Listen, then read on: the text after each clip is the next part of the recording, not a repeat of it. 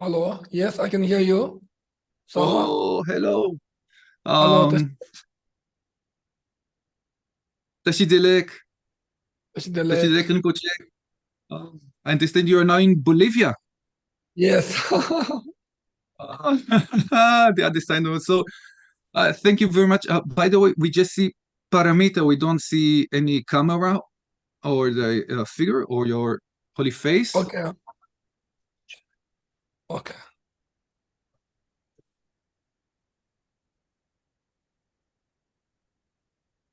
Oh, wait a minute.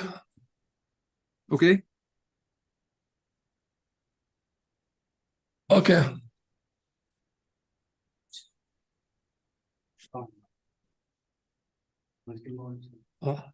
just go on. Oh, thank you.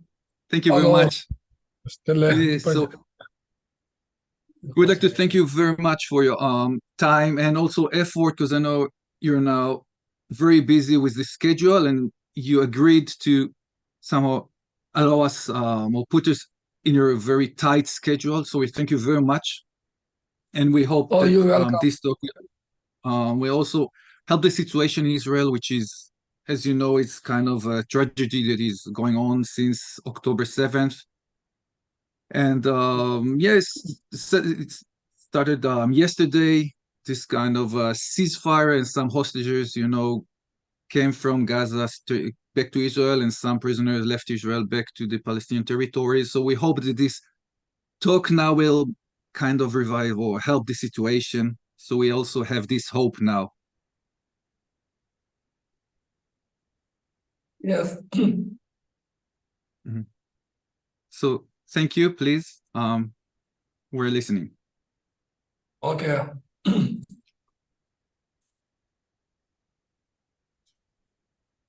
So, first of all, I would like to say Tashidele to the members of Dharma Friends of Israel, and also all the other Dharma friends who are listening to my talk. Yes, when we heard about this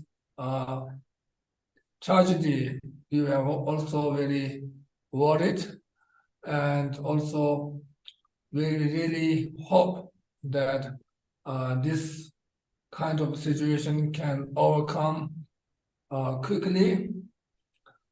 So, generally speaking, when there's a challenges, when there's more problems, when there's more sufferings, then this kind of suffering can make us more strong.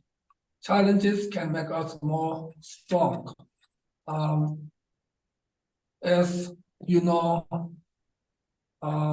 when Buddha Shakyamuni first turned the wheel of Dharma in Saranath Varanasi, he turned the wheel of Dharma on the Four Noble Truths.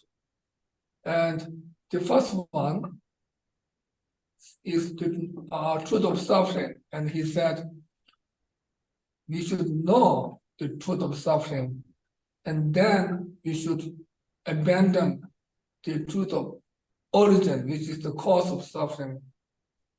So at the moment, this kind of situation, this kind of difficult times is actually caused by ignorance.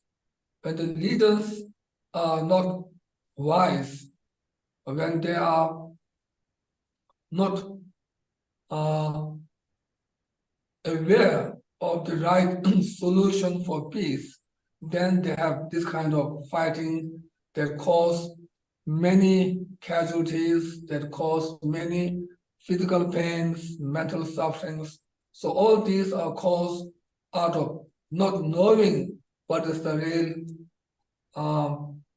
cause to achieve the happiness. So, but anyway, when we have this kind of challenging times, it really gives us a good lesson to know this suffering, the truth of suffering. As it is said in the Four Noble Truths, we should know the truth of suffering. And also in the Bodhisattva Chayavadara, it says, actually, the suffering has no quality, but when we experience this suffering, then we feel sad, and we feel there's no meaning in such samsara. There's no meaning to stay in the samsara.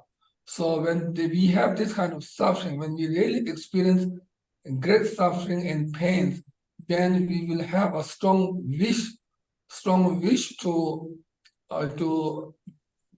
gain liberation from the samsara.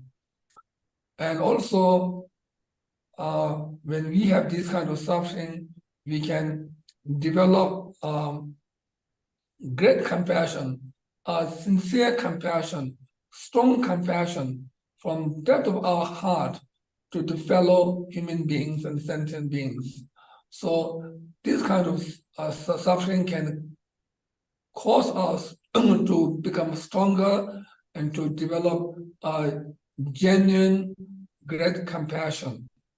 And also, when we experience this kind of suffering, we really wish to abandon the negative actions which are the cause of suffering. And also, at this point of time, then it makes us more strong to do something good, something virtuous, something positive, so that we can overcome this kind of challenging times. The best way to overcome is through the practice of loving kindness, through the practice of compassion, through the practice of positive actions. Until now, in this world, there are many violence, many wars, many casualties, many sufferings. All these are caused by negative thoughts. All these are caused by anger. All these are caused by selfish thought. All these are caused by the mental affliction.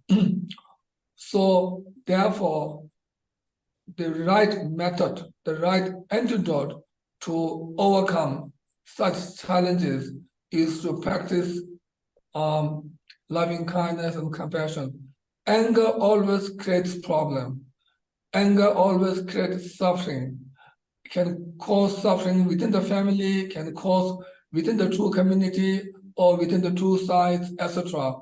So anger is always the cause of suffering. And like at the moment, the situation in Israel is also caused by anger, caused by selfish thought, caused by a negative thoughts. So we really pray and hope that these can be changed through the positive action. If one can change, if the leaders can change their negative thoughts into positive thoughts, then it can make more peaceful, more harmony. So therefore, it is very important for every one of you to really experience the suffering, and through this really experience or really develop the thought of renunciation. Renunciation can be developed through this suffering. When we experience suffering, then we wish to overcome the suffering. And we know that wherever we go in the whole world, there's a suffering. And some places there are more suffering, some are less suffering, but overall there are suffering. So then during such time, it really helps us or cause us to develop the sincere thought of renunciation. Renunciation is very important in the Buddha's teaching. We can say without the thought of renunciation towards the whole samsara, we cannot develop the bodhicitta, we cannot take proper refuge, we cannot become a Buddhist actually. Without the thought of renunciation, one cannot become Buddhist. Actually, Lord Buddha has given enormous amount of teachings, and all these teachings, the purpose of all these teachings is to gain liberation from the samsara and to attain Buddhahood. Buddha has not given any teachings for us to stay in the samsara, even a one word. He has not given even a one word of teaching for us to stay in this world or in this samsara. So, therefore, we as a follower of the Buddha, we should also have the strong wish to gain liberation. And if we have this purpose, then our purpose and the purpose of Buddha's teachings are same. Through this way, then we can become a real follower of Buddha.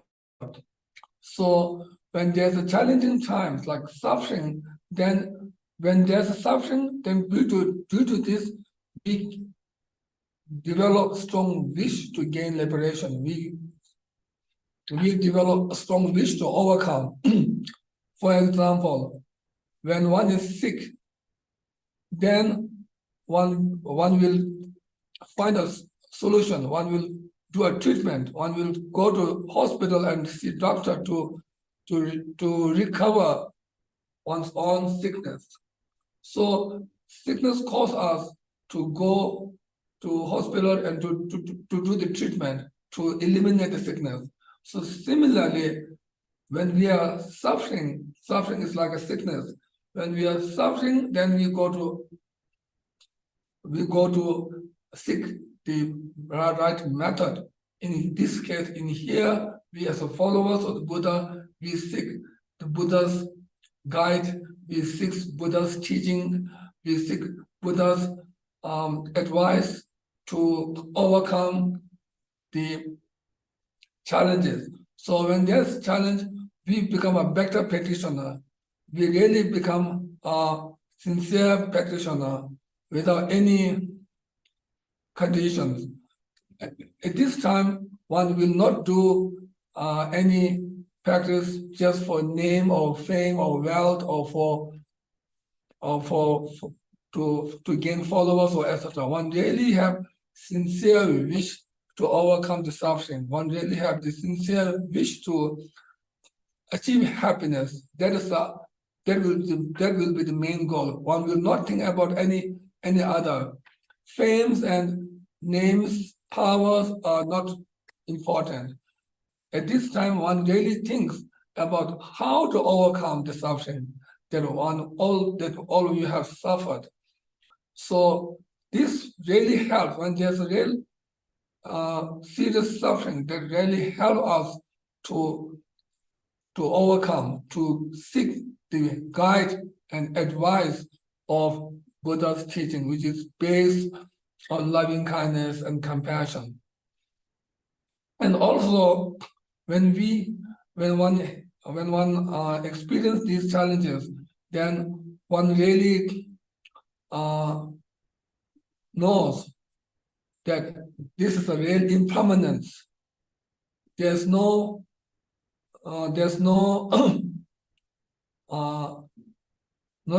a single thing that can be permanent. Some people are there today, but tomorrow they are not there. In the teaching also it says, tomorrow or the next life, which will come first, one will not know. So especially in the tragic times like this, then one really don't know whether the next life will come first or the tomorrow will come first. One really don't know. So that shows the impermanence.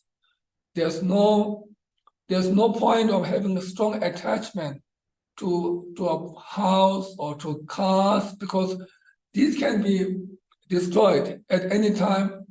So it really teaches us these are impermanent.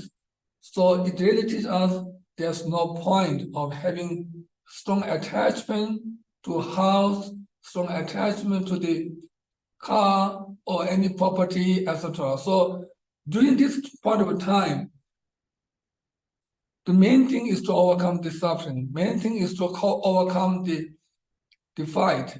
So main thing is to achieve peace and harmony and happiness. So at this point of time, one really don't care much about the house.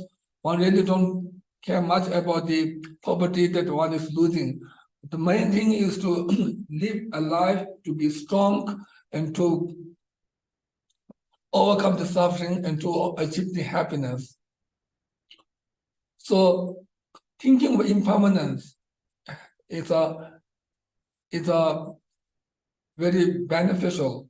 Lord Buddha said, thinking of impermanence or reflecting or pondering on impermanence is blessed by Buddha, is prophesied by Buddha. And also, this is the best perception. Thinking of impermanence is the best perception of all the perception. So Buddha himself said many good things about thinking on the impermanence. So through this impermanence, it reduces our attachment, it reduces our negative thoughts, and it helps us to develop positive thoughts. For example, in our dream, if one is fighting with others, then when we wake up from the dream, we can feel that the fighting in the dreams are impermanent, they are not true. Because of that, we don't continue. So similarly, this kind of fighting, this kind of things or incidents is impermanence, and this will help us to be more strong and to be more. We at this point of time we really have more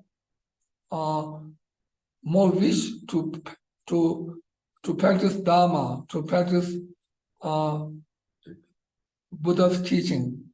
So it helps us to experience impermanence. It really helps us to gain or develop thought of renunciation. It helps us to practice loving kindness, compassion, and it really helps us to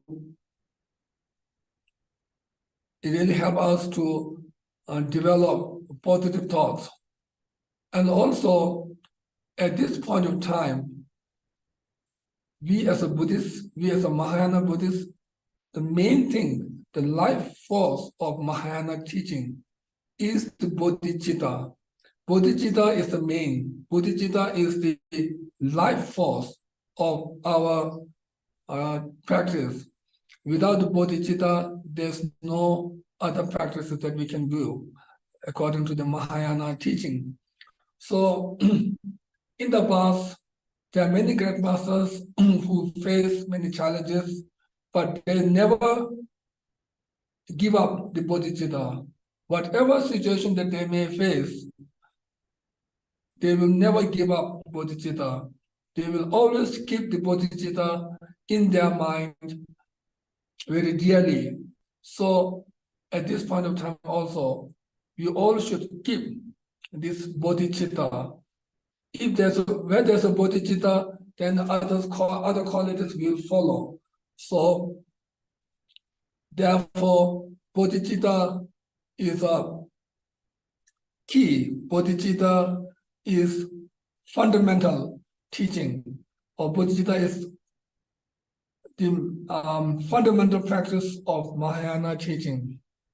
And also, at this point of time, we really need to think of Buddha, Dharma, and Sangha.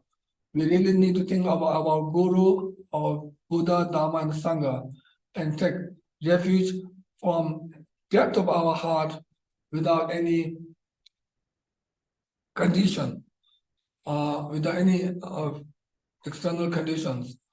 We should have a sincere faith actually the cause of refuge, there are three. One is fear, second is faith, and third is compassion.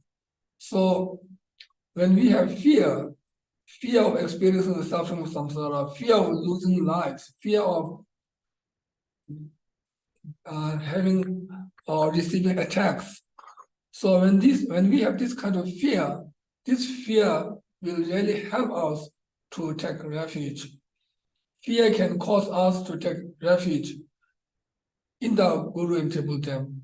For example, when we go out, suddenly when there's a big threat, then we have fear. And out of fear, we go to a safer place. We seek refuge to a safer place.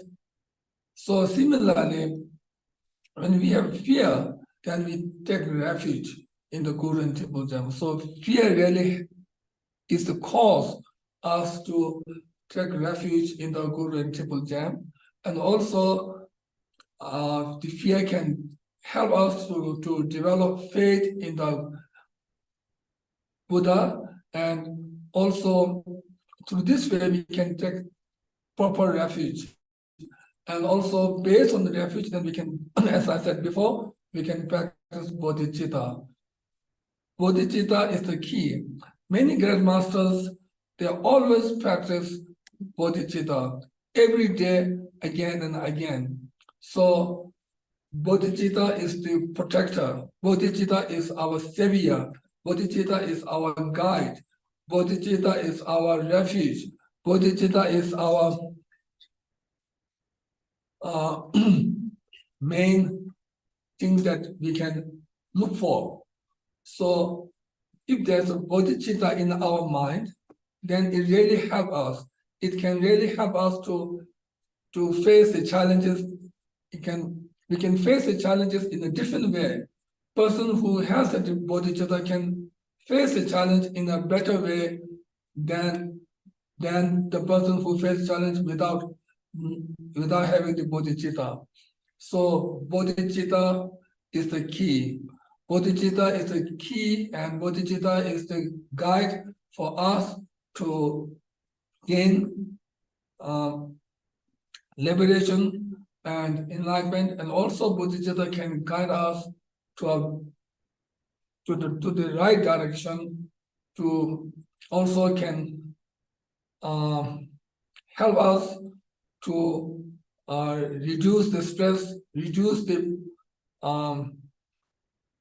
pressure, and can reduce the mental suffering.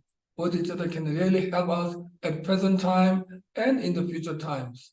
So bodhicitta can always help us. So we all should develop bodhicitta. Many great masters, all our great masters, they are always saying that we should develop bodhicitta. We should have bodhicitta. Bodhicitta is like the wish-fulfilling jewel. Bodhicitta is like wish-fulfilling, it actually is more than wish-fulfilling jewel. Wish-fulfilling jewel can only give us comfort and happiness for this life, but bodhicitta can give us happiness not only for this life, but for many future lives. And also, main thing, bodhicitta can cause us to attain Buddhahood, the complete Buddhahood. So therefore, bodhicitta is very important. Actually, in the like Bodhisattva Charyavatara text or in many other texts, it explains great benefits of bodhicitta. And not only it is said in the text, but practically speaking, all our great masters, all our great gurus, they develop bodhicitta every day. They practice bodhicitta every day. And that makes them a highly realized master. That makes them great master. That makes them a perfect guru. So we as a followers, if we can also practice bodhicitta, then that can really help us to become a better practitioner, better person, and that can guide us for a better life, not only in this life, but also in the future lives, and that can guide us to gain liberation in enlightened state. So bodhicitta is beneficial not only on theory, but also practically speaking. Many great masters, they practice bodhicitta and they become great masters, and they have gained great realizations, they have gained great qualities through the practice of bodhicitta. So therefore, I really think that we all should develop this bodhicitta. And as I was asked to give a teaching on the 7-line Guru Rinpoche prayer. So now, based on bodhicitta, based on thought of renunciation, and based on loving kindness, compassion, and bodhicitta, then with such right motivation, we should study, and we should really pray to Guru Rinpoche or Guru Padma Sambhava, who is the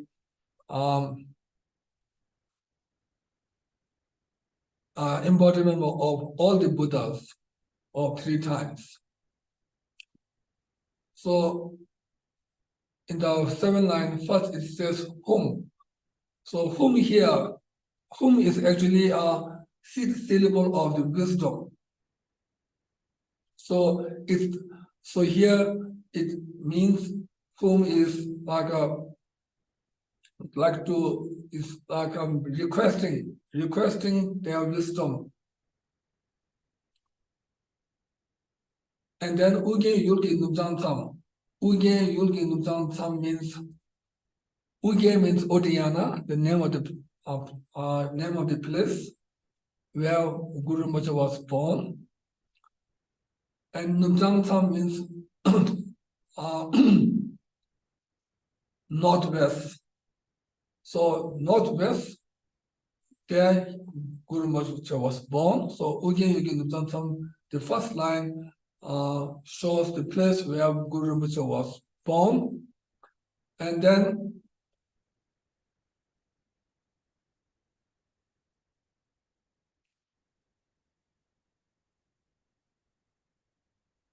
in 2nd line says, Pema Kesa Dongbola. Actually, in the Odiyana, in the place of Odiyana, there's a lake called Danakosha. And in this lake, there's a 8 quality of water, a water that has 8 kind of qualities, which means the best quality water. The first quality is water is cooling, 2nd is tasty, 3rd it is light, and 4th it is smooth, and 5th it is clear, and 6th there's no stains on the water, and 7th when one drinks water, it will not affect the stomach, and 8th it will not harm the throat. So this kind of great quality of water is there in this lake. And in this lake, in the center of this lake, there's actually in this lake, there's many lotus flowers. And in the center, there's a king of the lotus flower. And this king of the lotus flower is beautified by the leaves and others. So, and in the center of this lotus, from the center of this lotus, Guru Rinpoche was born. So, Pema Kesa Dongbola, the 2nd line shows from where Guru Rinpoche was born. So, Guru Rinpoche was born out of the lotus flower, the king of the lotus flower. And then 3rd line says, Yanzen Choki Motu Mien. It means actually Guru Rinpoche in reality is none other than Buddha. So he has infinite qualities of body, speech, and wisdom. And he can guide sentient beings, or he can tame the sentient beings through his radiant and meritorious body, and also through his teaching, he can guide and lead the followers, and also through his transcendental wisdom, he tames the followers, and also through his great miracles, he leads sentient beings from suffering and dissatisfaction to temporary and ultimate happiness. So, therefore, it means Guru Rinpoche has infinite qualities, great qualities. So, therefore, it says, Yamten Choking Mutumye. Yamten means like amazed. One is really amazed or impressed by the infinite qualities of Guru Rinpoche. And this is the first part of the third line. And then then the remaining part of the third line says Guru Rinpoche has attained the excellent city, which means in reality Guru Rinpoche is already a Buddha, has already attained the excellent city, which means has already attained the Buddhahood. Excellent city referring to the state of Buddha. So therefore, the third line says, Yanzhen Chogyong Mutumye. Yanzhen means amazed by his qualities. Chogyong Mutumye means he has attained the excellent city, which refers to the the attainment of Buddhahood. So it means in reality, Guru Rinpoche is real Buddha. And then fourth line says his name is Pema June. Pema June Shesota.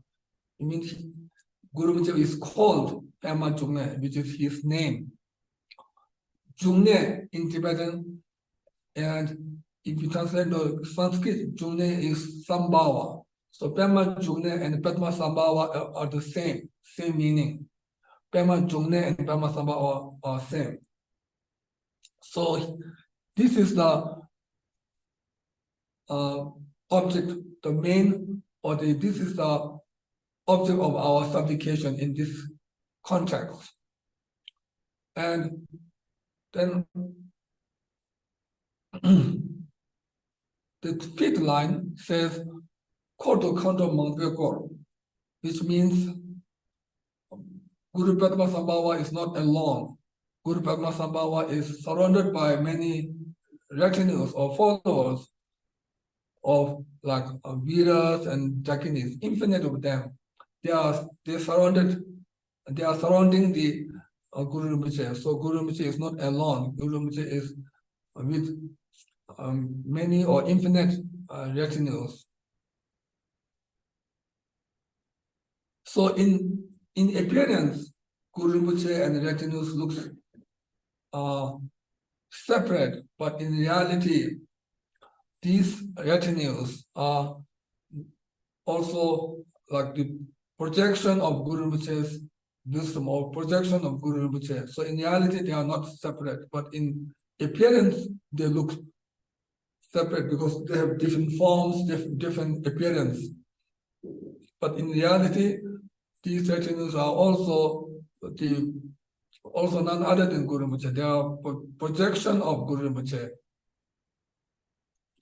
And so this Guru Rinpoche and retinues are the object of our supplication. So we should visualize this in a three-dimensional form in the nature of light. And we should visualize it clearly in front of us. When we do supplication, we visualize the Guru Rinpoche with his retinues in front of us in the space. And not just our imagination, but the real one in the nature of light. Just like rainbow, we can see the colors of the rainbow very clearly, yet we cannot touch by our hands because the rainbows are in the nature of light. Similarly, we should visualize Guru Rinpoche and his retinues very clearly, yet they are devoid of self-nature. They are in the nature of light. So this is our object of supplication. So third of the fifth line says, Guru Rinpoche is not alone. Guru Rinpoche is surrounded by infinite retinues. And the sixth line says,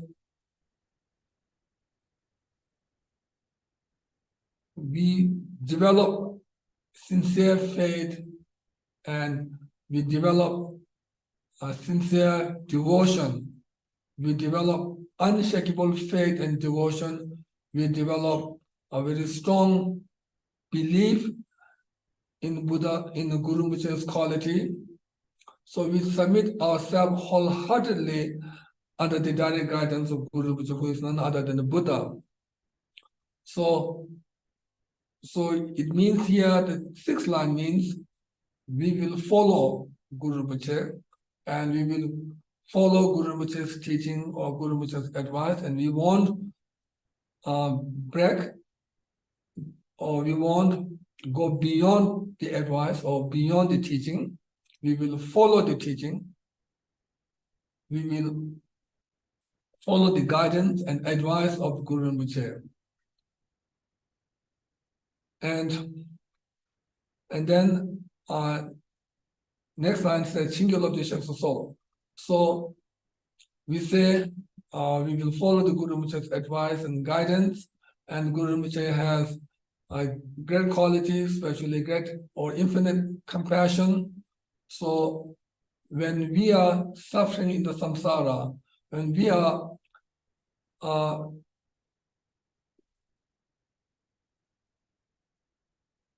when we are really having great suffering in this samsara, so please guide us or lead us. Please come here to help us, to rescue us, to protect us, to guide us. So we are saying, in order to bless us in these difficult times, in this point of time, in this tragic time, please bless us. In order to bless us, please come here to protect us and to guide us. So Chingyol of the Shaksa soul means, in order to bless us, please come. It's like an invoking word. We are invoking Guru Rinpoche to us to hear. So generally speaking, this seven-line prayer is an invocation prayer. In the ancient time also, the Dakini, when they do the talk offering, to invite or to invoke Guru Rinpoche, then they recite these seven-line prayers. And also, there's a story that in India, in the great university, the Indian Buddhist masters, they are having difficult times. They are challenged by the non-Buddhist scholars. So at that time, they are having very difficult times. And then Dakini said, you should invite Guru Rinpoche to protect the Buddha Dharma. And the Panditas said, Guru Rinpoche is living very far from here, so they cannot invite. But then Dakini said, you go on the roof of the temple, and then you have the offerings, and also you recite these seven prayers, then Guru Rinpoche will come. So then, according to the advice of Dakini, they went up and they recite the seven-line prayers, and due to this, Guru Rinpoche and he came to the great Buddhist university, and then defeat all the non-Buddhist scholars through knowledge, and then protect the Buddha Dharma in the university, in the great Buddhist university. So at this point of time, if we really do these seven prayers, then it can really help us. It will boost us, or it will give us confidence. It will give us a great guidance and great refuge. So we should think that Guru Rinpoche in reality is none other than Buddha. So supplicating to Guru Rinpoche is same as supplicating to the Buddha. So with such intention, with such faith and devotion, we should supplicate to Guru Rinpoche. And then in the end, it says Guru Padma Siddhi Hum. So Guru here means heavy. So here heavy means Guru. Here heavy means the master has heavy qualities or great qualities. Because of that, the master is called Guru. And Padma Siddhi, Padma is the first name of the Guru Rinpoche. Padma Sambhava. So Padma is the first name of the Guru Rinpoche. And the Siddhi means the attainments that we can attain. And Hum, here Hum means bestow the Siddhi, bestow the attainments, bestow the realizations to us. So in short, this mantra, Guru Padma Siddhi Hum, means Guru Rinpoche, supplicating to Guru Rinpoche to bestow the Siddhi, bestow the attainments on us. So if we really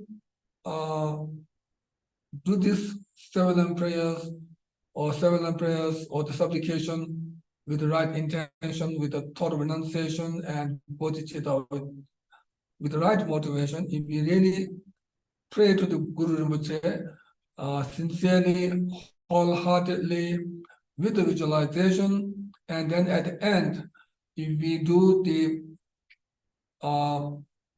proper dedication, dedicating all our merits to attain Buddhahood for the sake of all the sentient beings, and especially we should dedicate all our merits for our root Guru, long life, good health, and turn the wheel of Dharma. So with this, then our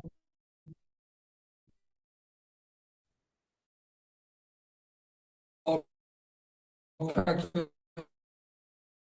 becomes a complete practice. This is so I sincerely wish that may this problem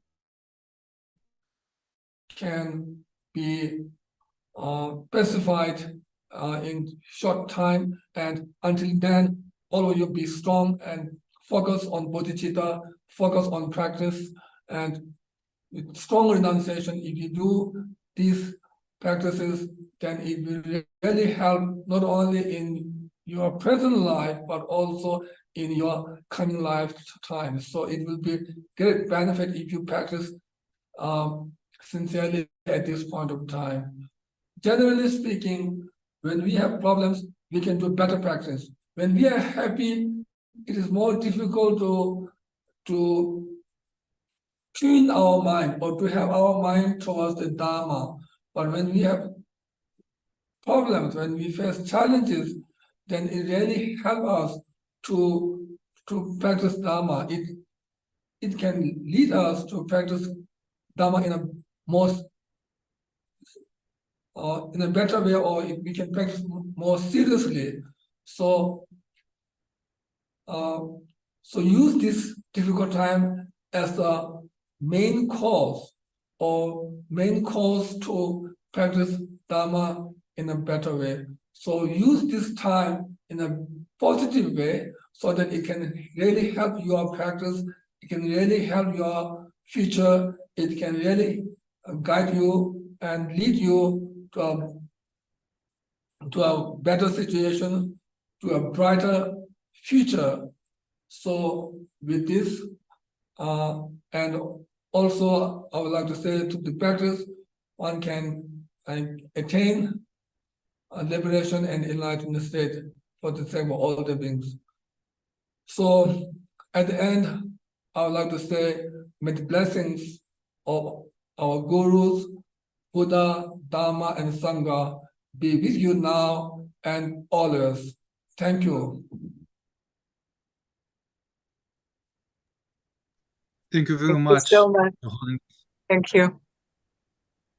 Yes, thank you very much for sparing the time and this beautiful advice, and hope we'll do our best to practice according to your words.